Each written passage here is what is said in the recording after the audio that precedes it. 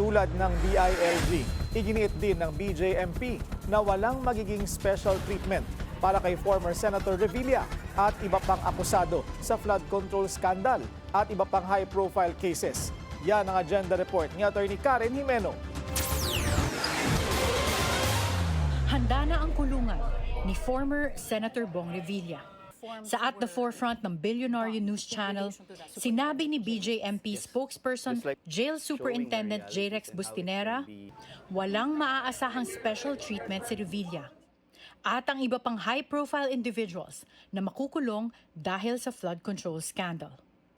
Sumuko sa Camp Crame si Revilla, Martes ng gabi, matapos maglabas ng arrest warrant ang Sandigan Bayan, kaugnay ng 92.8 million peso ghost flood control project sa Pandi, Bulacan. We are very open to the public na ipakita yung kulungan ng charge with the DPWH scandal para ipakita na ito na yung standard naman po talaga ng kulungan namin. Maayos na kulungan para sa lahat, hindi lang para sa kung sinong high-profile case mo po yan. Dagdag ni Bustinera, nakahanda na rin ang kulungan ni bilyonaryo gaming boss Charlie Atong Ang, na most wanted fugitive ngayon dahil sa missing Sabongeros case. In the case of Atong Ang, the first court who ordered his arrest is in Santa Cruz, Laguna. So probably sa Santa Cruz District Jail po ito. It's actually congested jail.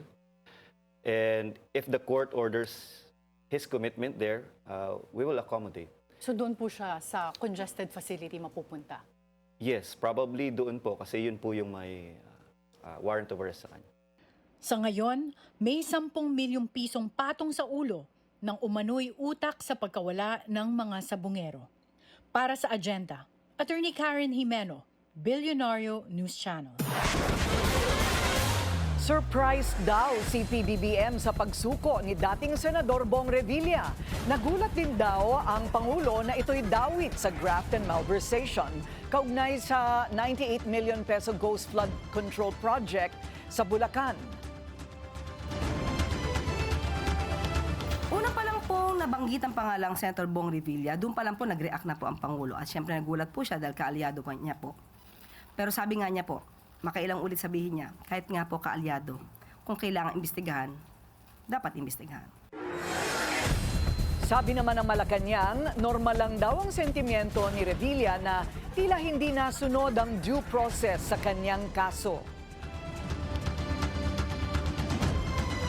Isa si Revilla sa mga manok ng administrasyon noong 2025 senatorial elections.